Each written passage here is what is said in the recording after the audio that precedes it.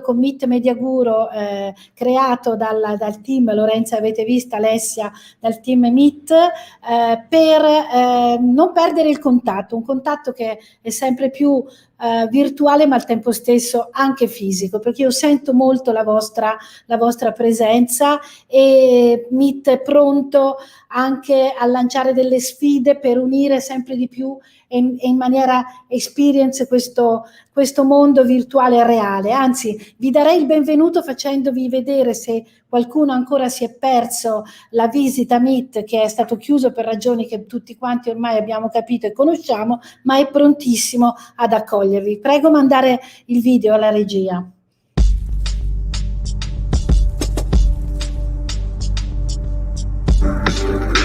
Meet is the international center for digital culture supported by Fondazione Cariplo, a home for digital technology, a place of physical and virtual social connection to exchange views and ideas online and on-site through digital experiences, workshops, masterclasses, education projects and creative formats focused on the expressive potentials of digital technology.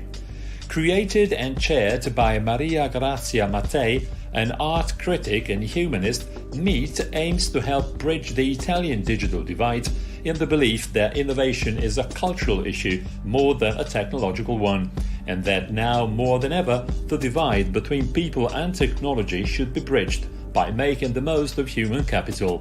Humans Meet Digital is actually the center's distinctive claim. Meet non è un posto che fa mostre, è un posto dove vivremo delle esperienze. It's not a place for exhibitions. It is a place where people can live experiences. Is Meet a laboratory? Yes, it is. It is a think tank. It is a physical hub that allows ideas of innovation to circulate more fast for everybody. Meet is based at the heart of Milan in the Porta Venezia district, namely one of the coolest in the world. It is housed in an early 20th century building occupying 1,500 square meters on 3 floors, redesigned by architect Carlo Ratti and his studio in response to the challenge of creating a home for digital culture. The project is built around the spectacular living staircase, which can turn into a theatre or a workspace. The building embodies ideas of interconnection and engagement.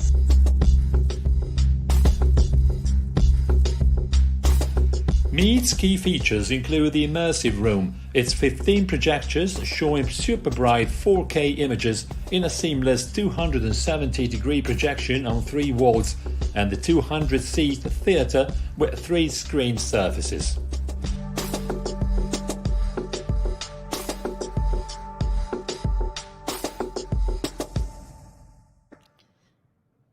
Ecco, vedete, Meet è un luogo fisico che in attesa di riaprire le porte si presenta con in questa maniera così audiovisiva, immateriale, e comunque non si è mai fermata l'attività di Meet. Intanto, se fossi lì con voi anche fisicamente, accoglierei l'ospite di questa sera, che è Jeffrey Shaw, che tra poco vedremo, e che ringrazio da questo momento per aver accettato di stare con noi, anche se virtualmente, e in attesa anche di incontrarlo prossimamente, appena sarà possibile, proprio fisicamente anche a Milano. Vi dico soltanto, inquadro un attimo la situazione e poi torno a presentarvi Jeffrey Shaw. Allora, intanto la serata di questa sera, l'avete visto, è targata MtMG, quindi riprendiamo un nostro format che non si è mai fermato. Ricordo anche altri personaggi anche nel 2020 che abbiamo accolto online, e continueremo quest'anno in particolare a esplorare ancora di più la dimensione artistica, la cosiddetta new media art o digital art, con personaggi cui Jeffrey è il primo più grande personaggio che invitiamo a stare qua con noi. MtMG quindi virtuale, in versione virtuale, ma presto anche in versione fisica. E in ogni caso, dicevo, l'attività di Meet non si è mai fermata, tanto che questa edizione MtMG fa parte di un programma molto ricco che è già partito da un mese, esplorando gli ambienti artistici con la curatrice che è Julie Walsh, una grande amica, e con Jeffrey lanciamo un ponte verso il secondo mese di attività esplorative in real, in web, in world, per esplorare che cosa? Le nuove modalità narrative immersive, la realtà virtuale in tutte le sue sfaccettature, dalla realtà virtuale al video 360, all'augmented reality, tra l'altro un programma che realizziamo anche in collaborazione con Rai Movie, che ringraziamo, e il programma andrà avanti fino a esplorare tutti questi territori alla scoperta proprio di nuovi modi di raccontare, nuovi modi di comunicare, nuovi modi per noi di vivere lo spazio digitale, lo spazio virtuale. Ecco perché abbiamo anche invitato Jeffrey, che vorrei qui accanto a me per salutarlo e per introdurlo rapidamente.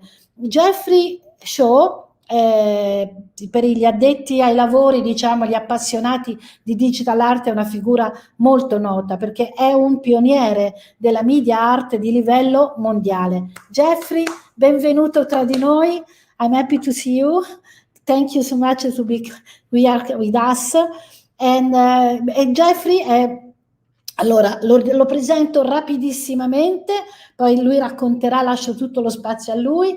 È stato cofondatore, tanto per capire, di una struttura come lo ZKM di Karlsruhe, uno dei primi musei del nuovo millennio dedicato e centrato molto sulle nuove forme espressive artistiche, con tutti i risvolti riflessivi.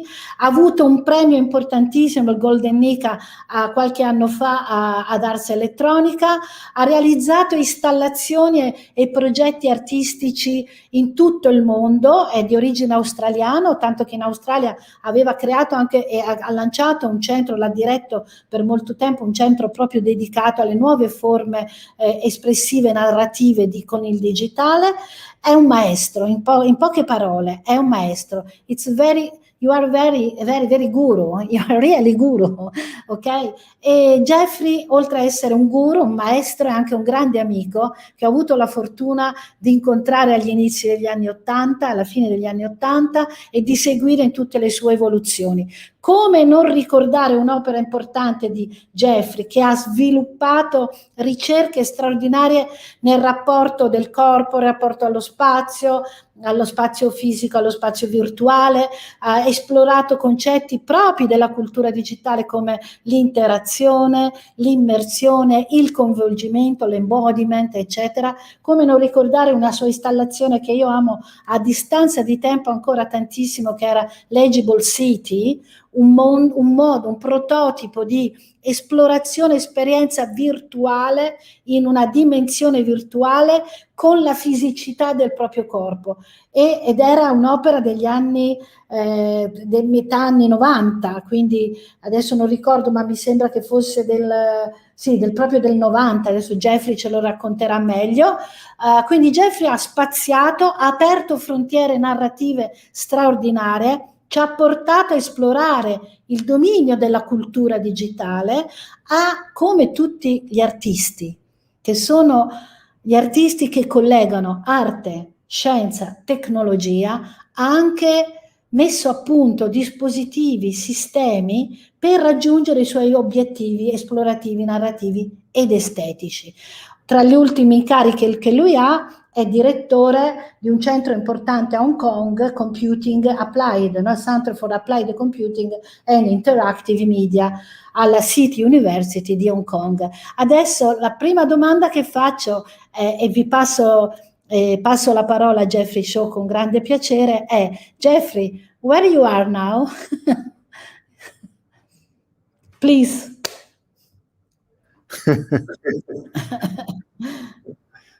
Because you are international, you are international guru. Well, please. I must say traveling these days is not so easy, and 2 weeks of quarantine is a punishment, but I had to be here for an exhibition. Okay, you are here with us. Thank you so much. Please, if you are ready, please.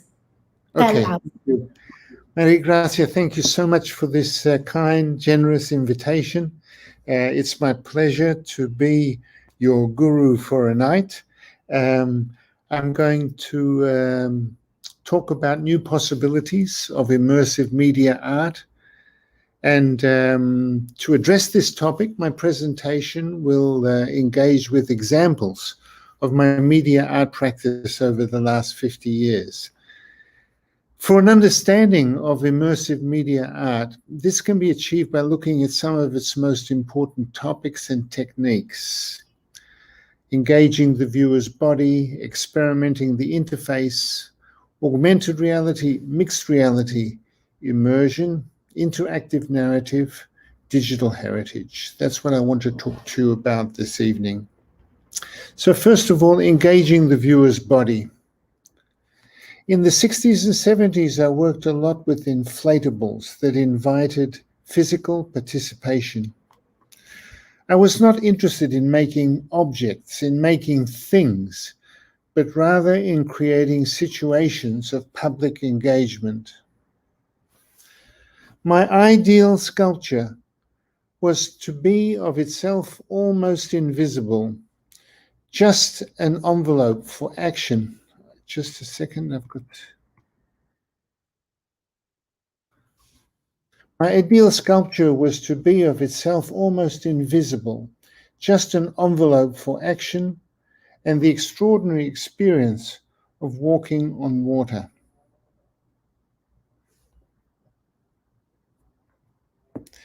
In the 80s, the opportunities provided by interactive computer graphics opened a whole new realms of viewer engagement and participation.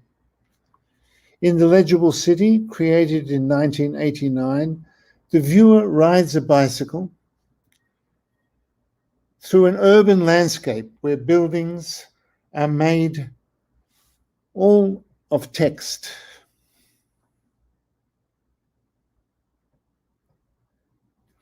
The recent advent of Kinect technology opened more interactive opportunities, such as this Kung Fu pose matching installation. And interactive artwork has very much to do with the design and functionality of the interface. Sometimes simply a switch is enough. Pulling the handle of this work causes a group of virtual humans to fall differently every time, and then rise up when it is released. A more recent version of this work uses a foot mat as the switching interface, one that is conceptually and physically using the weight of your body to activate it. This particular work is currently on exhibition in Germany, projected onto a wall that is 250 meters long, 10 meters high. The groups of bodies fall like dominoes. Pushing this handle rotates a monitor through a database of hundreds of images. Walking down this path towards the screen, you go past infrared beams that trigger a series of image transformations. And of course, the bicycle is the most natural and versatile of interfaces. I also created a chair as the interface. Rotating it and leaning back and forth controls your movements in the virtual world, as well as the synchronous rotation of the motorized platform that you're sitting on, a mixed reality experience.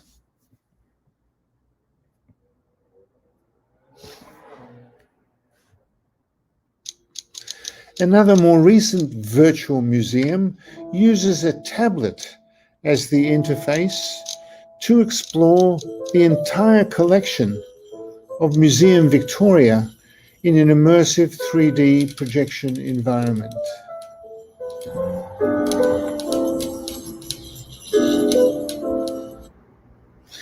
This interface scans your hand to extract the main lines and puts these lines into a visual space where you connect with the history of other people's hand lines.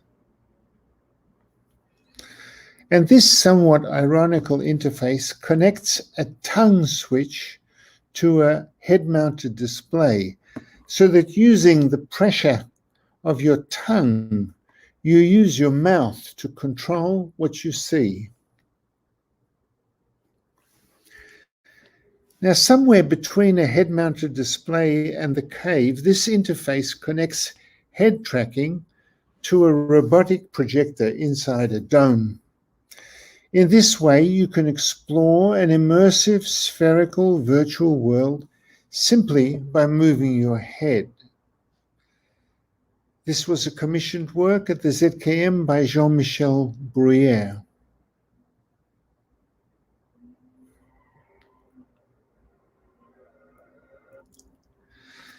The interface in this early cave artwork is a wooden puppet with sensors in all its joints.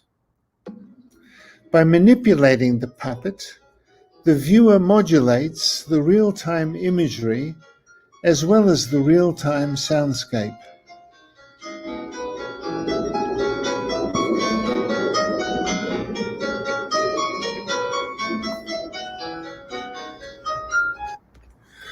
The mannequin also lets you travel from one virtual world to another.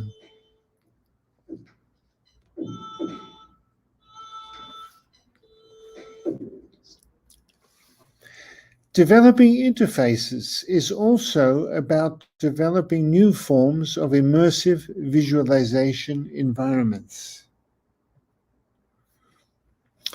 My art practice is not only about getting the spectator to enter the artwork, but also about getting the artwork to merge with the real world.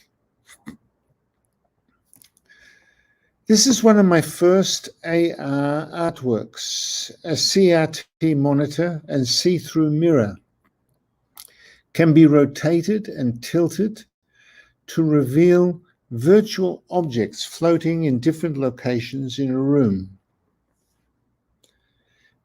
Note that one of the objects was the word future with a question mark.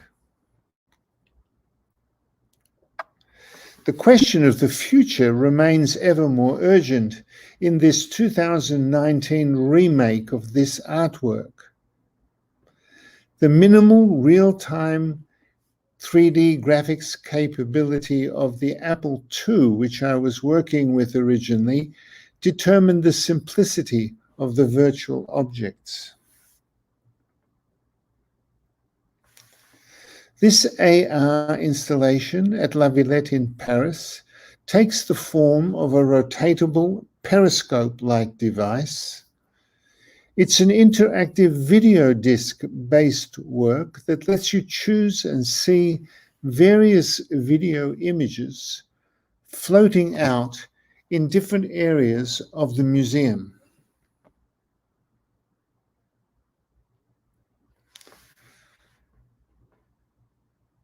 This early computer graphic AR artwork lets you view a golden calf standing on a real pedestal. This work was made before the day of tablets, but today's upgraded version of this artwork does use a tablet, optical tracking, and with 4 video cameras embedded in the pedestal, viewers can now see their real-time reflection in the skin of the golden calf.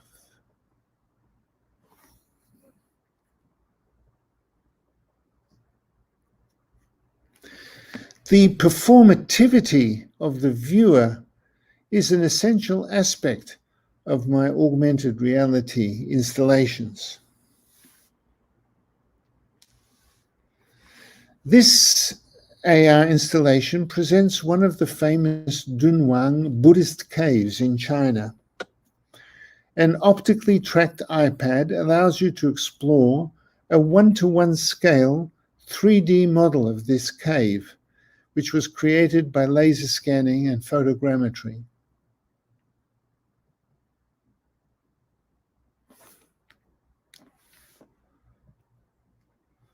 At a recent exhibition in Hong Kong about Leonardo da Vinci, Sarah Kenderdine and I created a deep fake representation of the cave in Leonardo's Virgin of the Rocks.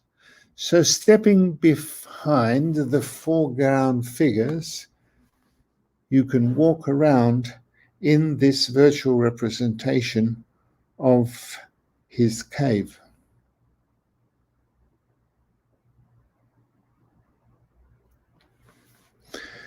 Our recent pandemic-era installation is a locker cabinet showing the COVID virus on its outer surface.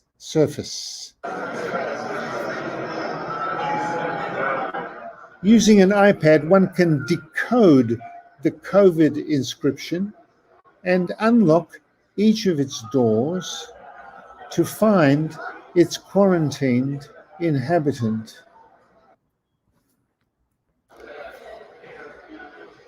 Each of them is keeping fit using exercises that they learnt from video games.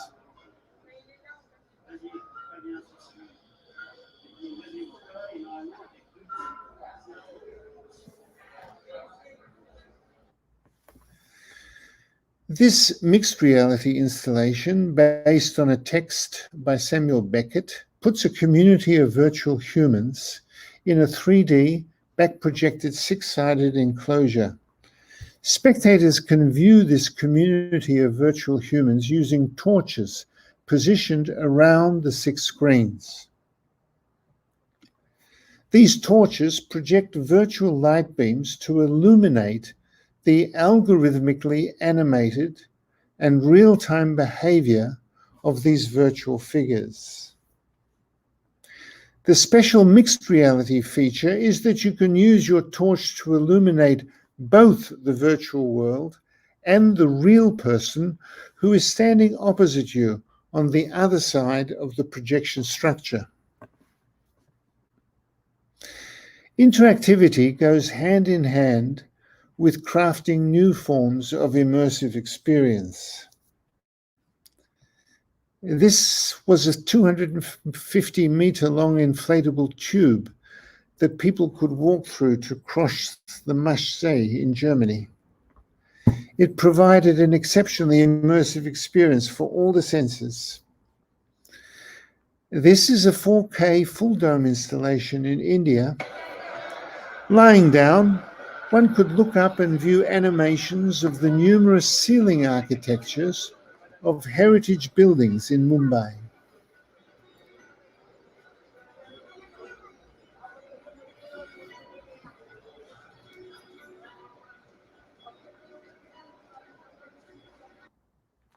These are some of the fisheye images of these beautiful ceilings.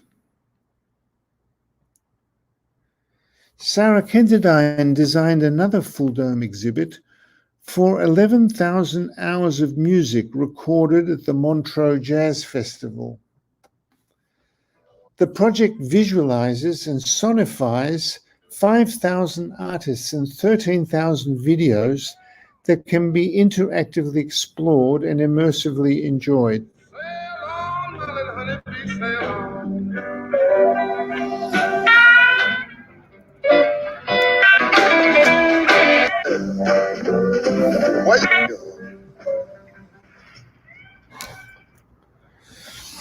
Narrative forms have to be reinvented for the immersive interactive experience.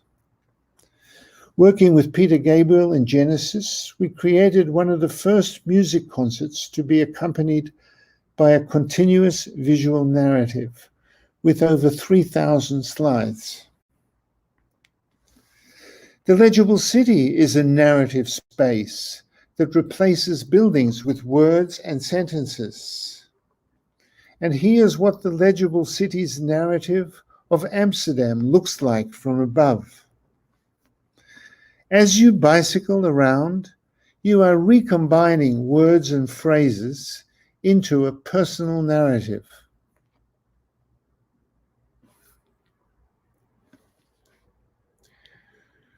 We recorded the Singaporean poet Edwin Thumboo reciting 28 different poems and then put them in a 360-degree 3D projection environment. Using a microphone to control a virtual microphone, the viewer could choose which poem to listen to, and in cutting between them, create new and unique poetic combinations. Drink from the nectaries. For instance, most footpaths shimmer and sweat at noon, knowing that bones are made from earth.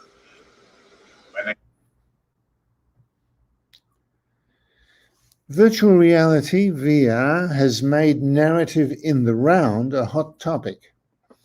In 2004, we created this 360-degree paradigm for multiple interconnected narratives that the viewer could freely navigate. This interactive cinema is on the one hand linear, and yet it allows the viewer to become the camera person and editor, so that everyone assembles their own personal movie experience.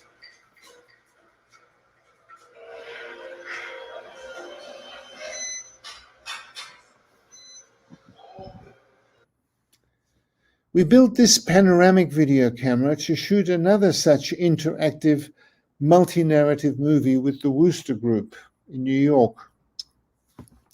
Its interface is a chair that allows the viewer to look around, and the area they are looking at is in focus, whereas everything peripheral is out of focus.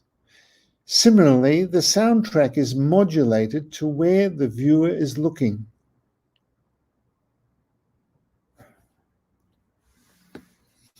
In this installation, over 30,000 video clips that were sourced from free-to-air television can be interactively explored in a 3D space. Each video clip has metadata, so when you click on any, it will search for others that are similar and cluster them in front of you while placing the most dissimilar behind you. By dragging and dropping these video clips, you can assemble your own movie. It's a sort of narrative Lego kit. Always wondered if there was somebody on the other side. Always wondered if there was somebody on the other side. And recycling of TV trash. While my art practice concerns the contemporary, working together with Sarah Kenderdine, this includes a reimagining and reconfiguring of the past. Hampi is a heritage site in India, and this rotating platform lets viewers explore it in 360 degrees and 3D. This is the rotating dual camera system we use to capture 3D photographic panoramas. These are the left and right photographs, which were then scanned. The scanned panoramas were then used to construct a Hampi virtual landscape. In many of these panoramic scenes, we composited 3D animations of Hindu gods. Here, for instance, is Ganesha.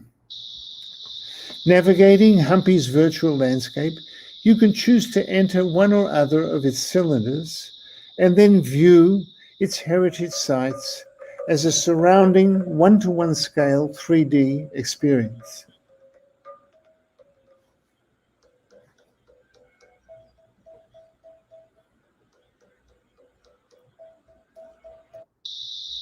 Entering another of its sites, we encounter Krishna dancing.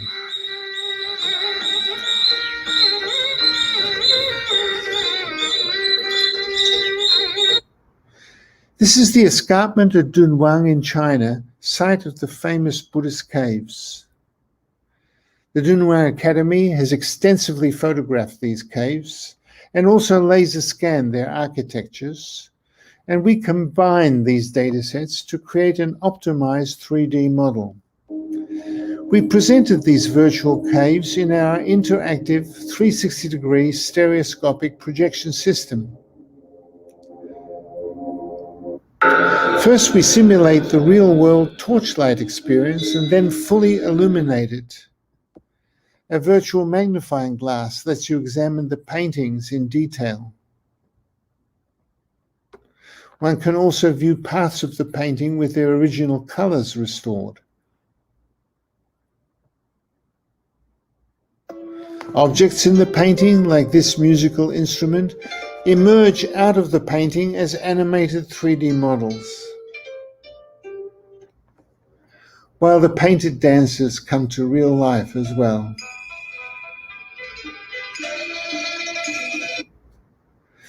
We've done quite a lot of work with Chinese martial arts, motion capturing Hong Kong's Kung Fu masters, to build a heritage archive of their movements. Also exploring styles and methods of visual analytics, and creating art installations to show the results. Choosing different forms of visual expression, the motion capture data is given new artistic interpretations.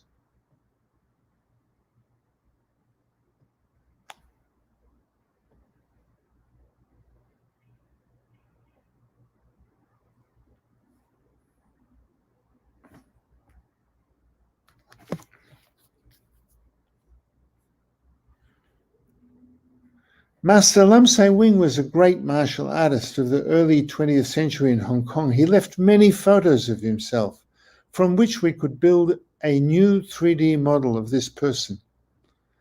Then we motion captured his great-grandson performing one of Lam Sai Wing's Kung Fu sets and applied that data to the virtual model, with this result.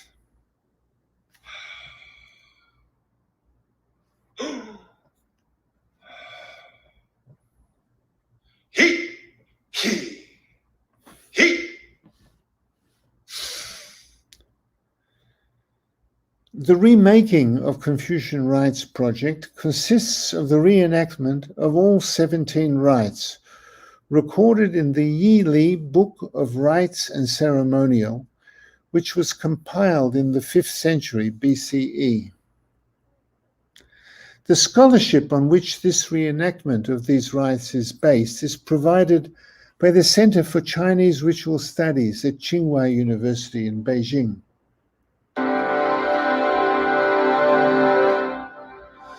Three ceremonies have been done so far: the capping ceremony, the archery ceremony, and this, the marriage ceremony, each taking about 1 year to prepare.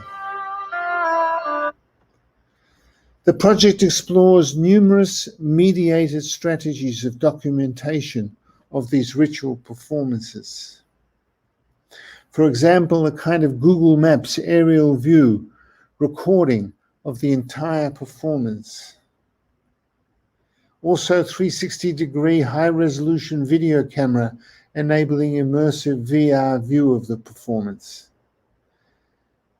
This all-encompassing archival project also documents each performer's attire, and it also offers analytical documentation of the ritual behaviors and postures.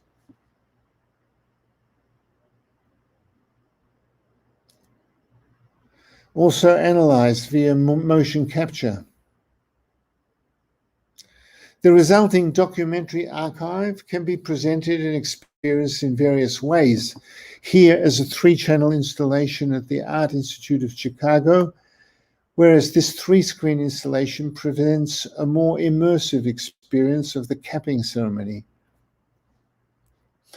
Even more immersive are our VR renderings of these ceremonies, which we plan to publish as an app for home viewing. The VR model is a hybrid virtual world that incorporates all the real-life video recordings that we made. The viewer can freely navigate the temple environment and choose whichever video sequence they want to enter.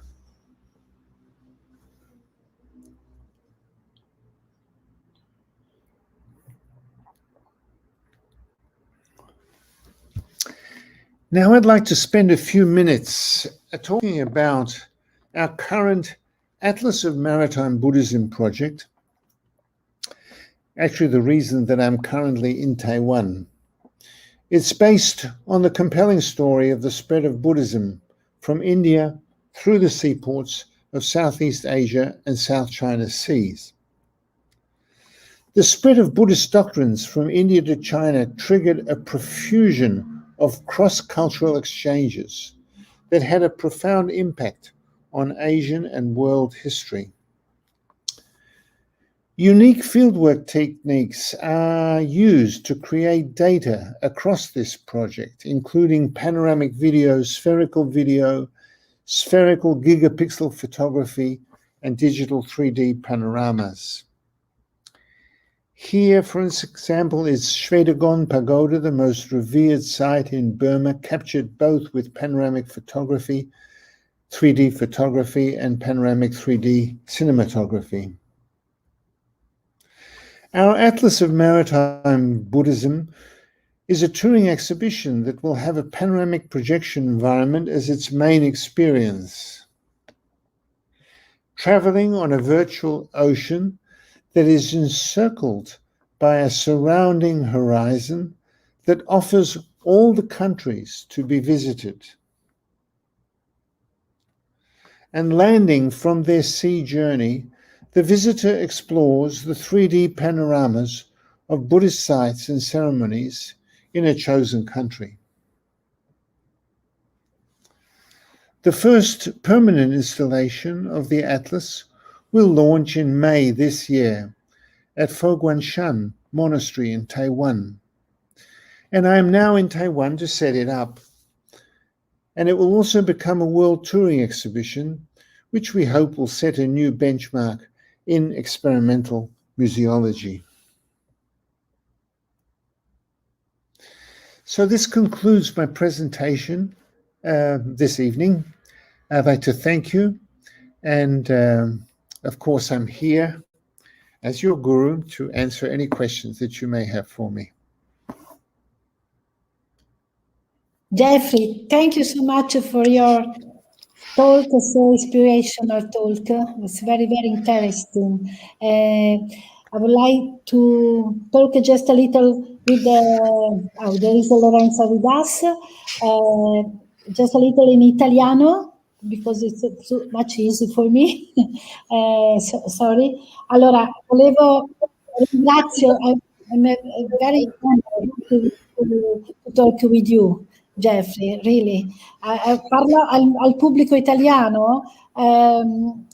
Avete visto questa carrellata straordinaria di esperienze e Jeffrey ha toccato solo alcuni punti, ma che emergevano con molta forza gli aspetti, diciamo, i parametri della cultura digitale che non so se avete notato le date, ma lui è attivo dagli anni 70 e ha creato, prima ancora che questo mondo digitale si rivelasse con tutta la sua potenzialità e anche la sua criticità attuale, ma è chiaro che ormai per tutti è chiaro che il digitale fa parte della nostra vita. Potete immaginare alla fine degli anni 70, negli anni 80, cosa voleva dire esplorare questo mondo? Era veramente una ricerca pionieristica di quelle storie che si scriveranno e si leggeranno nei libri futuri, che racconteranno questo cambiamento di questa società che conosciamo da analogica a digitale anche nelle sue espressioni artistiche. E questo è il primo punto. Secondo punto, la sua esperienza segna dei punti importantissimi.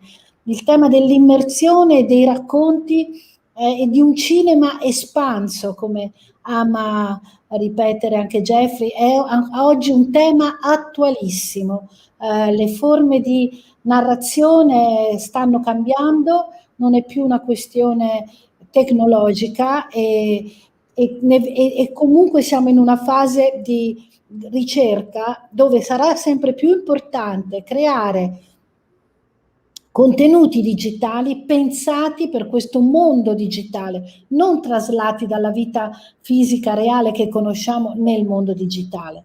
Quindi qui si aprono delle esperienze straordinarie. Jeffrey è un ricercatore straordinario, come vedete, perché anche la tecnologia nelle sue mani è finalizzata a delle ricerche che portano avanti le frontiere della narrazione. Il terzo punto che io ho colto, e lo pongo all'attenzione di tutti, è l'aspetto che lega questo nostro percorso digitale, narrativo, virtuale contrapposto al fisico, lo lega però a una storia dell'arte, a una cultura, le cultural heritage così forte da riversare per obiettivi che sono di valorizzazione, di comunicazione e anche di conoscenza più vicina a quella che è il pubblico attuale, queste tecnologie a servizio dei beni culturali, a servizio di storie così affascinanti come le esperienze di Jeffrey, soprattutto le ultime, ci hanno mostrato. Quindi si apre, vedete, un digitale ad ampio spettro, è artistico, è esplorativo, è tecnologico, è scienza, ma con un legame che per me è fondamentale, per me e per noi di MIT, il legame con le radici del nuovo, il legame con la cultura passata e come con queste modalità di ricerca esplorate da artisti, da media artist come Jeffrey, possono diventare ancora, possono potenziare ancora di più questo patrimonio straordinario che non deve essere slegato dalle nuove forme espressive culturali digitali. Quindi è un lavoro importante quello che ci aspetta. Scusate, ma grazie Jeffrey for many things in my mind in this moment. Thank you so much. Lorenzo, portaci, dai a noi e a Jeffrey il polso della situazione. Certamente, buonasera a tutti. Hi, Jeffrey. Well, we have more than 300 people that are following our lecture from Wonderful. Canada to China and for sure from Italy. 300 persone connesse in questo momento dalla Cina al Canada, naturalmente qualche italiano. I'm going to share some questions that we get from, well, you know, we have these active polls running during your lecture. And yes, for sure, we have, well, you can read it. We have 59 answers, and people think apparently that, yes, COVID did not impact the interest towards digital art. I would say that it impacted positively the interest towards digital art. And that's first question that someone share with us. And I'd like to know what you think about crypto art. You know, it's a kind of a hype all over the world. So I think that's a major occasion to me and for us to know what you think about crypto art and all the, and well, you know, the Bibo hype and all this stuff running crazy, people running crazy on this. What you think well, as Maria Grazia said, you made the history of new media art. I mean, you could. I hope you could see that from my presentation, going right back to the 70s and 80s, my fascination with media art, with interactive art, with virtual reality has a lot to do with, or is fundamentally to do with new strategies of relationship between the artwork and the viewer, and wanting to transform the viewer from a, let's say, passive spectator into an active co-creator of the artwork, so that the artwork becomes, as I said, in the 60s, it becomes a situation of opportunity for the viewer.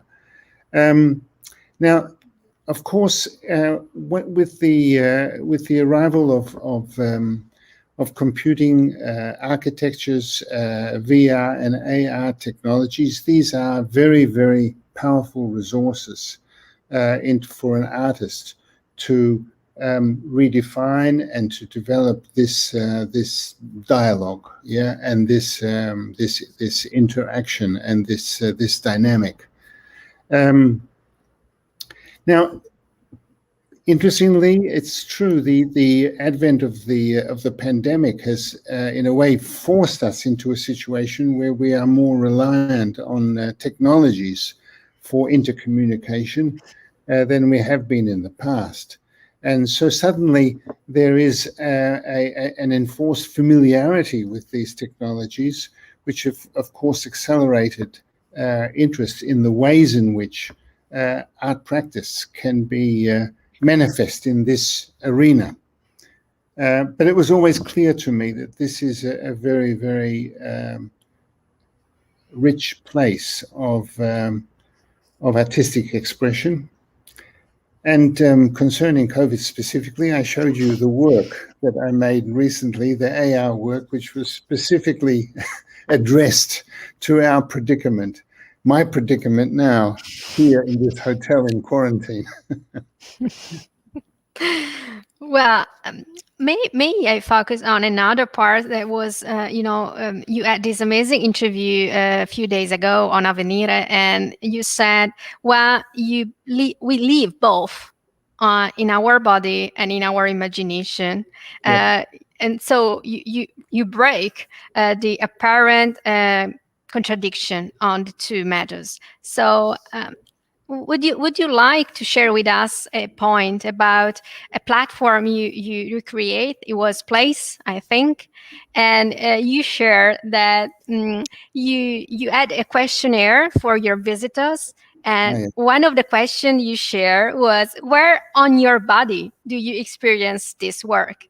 And to me, it was, wow, nice, it's funny. And would you say something more about the embodiment that is truly part of your artworks? Yeah, this is very fundamental because I think also it's one of the problems that I have, for instance, with the typical VR interface, because it really amputates your eyes from your body in a way, it's very important in all my works that actually the awareness of the body and the engagement of the body is a fundamental component of the experience. In other words, the imaginative and experiential flight, has to be anchored in what is in the potential of the body to engage in this experience. And you see that, those early works I showed you from the 60s were very much to do with physical participation, with physical engagement of the viewer. And I still am always searching for ways in which that engagement can be brought about. And of course, typically the legible city is a place where you not only use a bicycle, and bicycle in a virtual world, but you also get tired, I mean, if you're there for a long time, you are actually bicycling 1 or 2 or 3 kilometers, and your body tells you that this is what you're doing. And this paradox, or this conjunction of body embodiment and imaginative embodiment, for me, constitutes the fundamental dynamic of the artwork.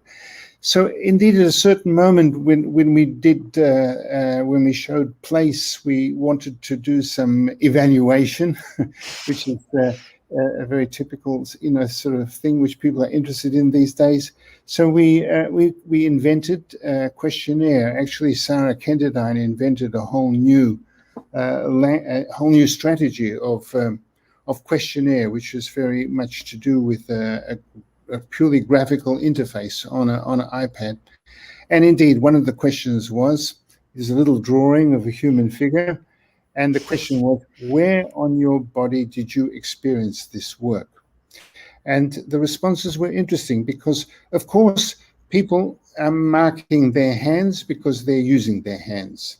They're marking their eyes because they're looking. They're marking their head because it has, it affects them. It affects their brain. But then they're marking their heart. And then they're marking their feet because they're actually moving around in the space. They're free to move around. And some people are even marking their genitals.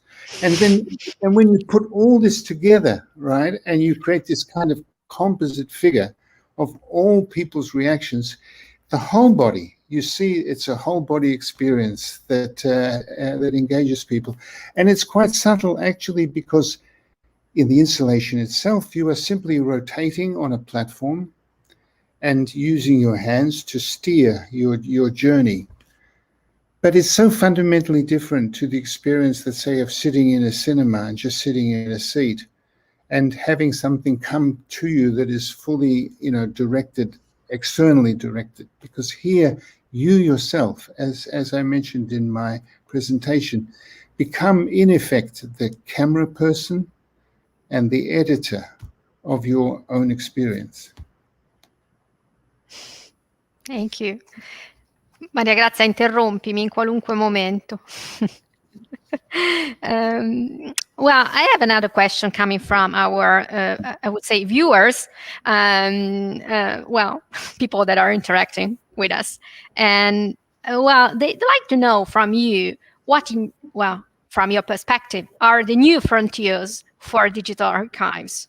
And I think it's what Maria Grazia brought up previously, in the sense, we have lots of questions coming up, and so I don't know if we have the time to answer all this, but anyway, we are on Slido, so anyway we can share maybe later some answers.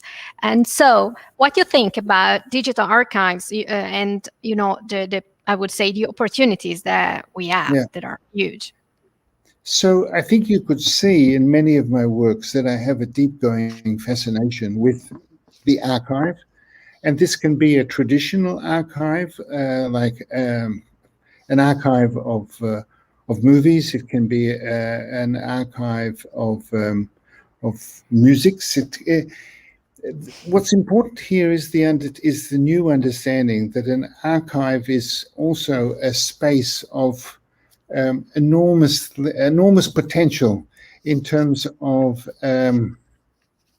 it's a database of content, okay, and to be able to dive into this database and have a let's say an elegant and effective way of exploring that database and making sense of that database or tailoring it to your own interests is so exciting, and I think is very much let's say it's a very meaningful artistic strategy in terms of new media art.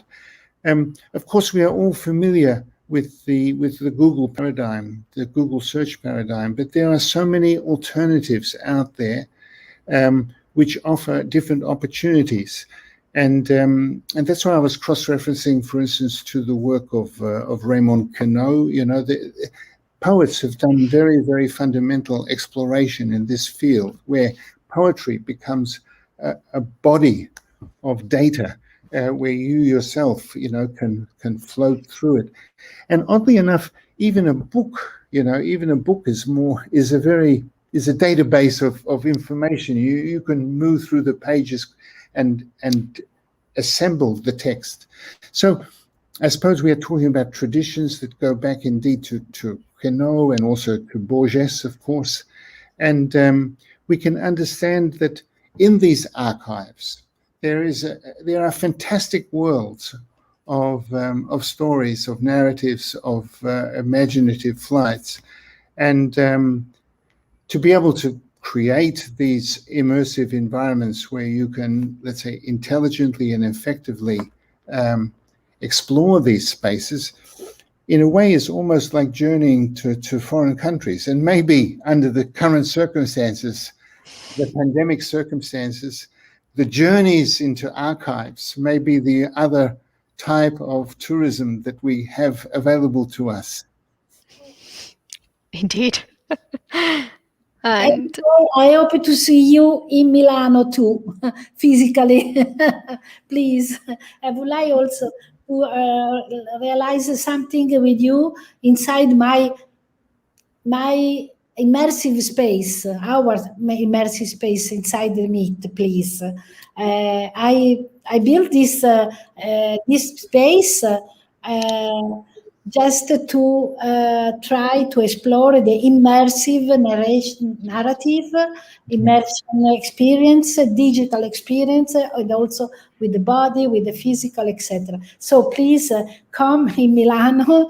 I would like to I invite you, please, to work. Thank you. Yeah, but I would like to add one point about the archive, which I think is also very important, and that is because of the pace of technology, the pace of change. Yeah, time passes fast. I mean, the present is almost immediately the future, right? We barely have a present. Okay, so the thing is, we need then to have strategies for also grasping the past and making the past, holding on to the past. So these, let's say, digital archival strategies are also ways in which we can have a memory, have a memory of yesterday. I mean, as something as close as yesterday is something we now need to make a special effort to hang on to, because tomorrow comes too quickly. You're right. Sì, volevo farne una perché mi sembra molto bella. We had this question, and it brought into my mind a new Bauhaus initiative Meet is part of. Someone would like to know if you think that the future of art, I mean new media art, and I think art in general, could be collective in the sense of, you work with a lot of different professionals from different fields and industries. So what do you think about that? What do you think about art as a collective, crafting? Are you saying collected or collective? Collective. As a collective. I mean, if I understand your question, I have to immediately say that that from my own art practice and the art practice of so many other of my peers are collective art practices. We all work with other people. We work with engineers. We work with musicians. We work with partners. So many of my works are co-authored, and it's I think one of the integral and fundamental aspects of a new media art practice, that it's very much a group effort. And actually, in the late 60s, when I launched my career as an artist, from day one, I said, I'm not Jeffrey Shaw, I'm the Event Structure Research Group. And for the first 12 years, I was very emphatic, this is about a group. I was very impressed, for instance, by the GRAF, the Group Recherche Audiovisuelle. They were a strong inspiration for me. And this idea that an artist can come together with other artists and other creative people, form a group, and really identify a certain, you could say, research trajectory. So you have a certain clear path of research which you are embarked on together. Yeah, this is something which I think is a very important aspect of a media art practice, and it's also, I think, one of the revolutionary aspects of media art as an art practice, that it sort of broke down the sort of the myth of the lone artist who was had to do it in isolation. Thank you. Ma ragazza, vuoi aggiungere qualcosa? Io la lascerei adesso riposare. So thank you. Anche perché è l'una di notte nel frattempo là. Sono le 1, quindi grazie. I received many messages. Wonderful show. Thank you so much. It's a pleasure to be with you. It is just a moment today, this evening, and I would like to invite you really also to be with us in Milano in Meet. Thank you so much, Jeffrey. It's a pleasure. It's an honor for me and for us. Thank you. Okay. Grazie Lorenza, grazie a tutti. Grazie a voi. Grazie al pubblico che ci ha seguito. Have a good night. Good night. Yes. Bye-bye. Bye-bye. Bye. Bye-bye.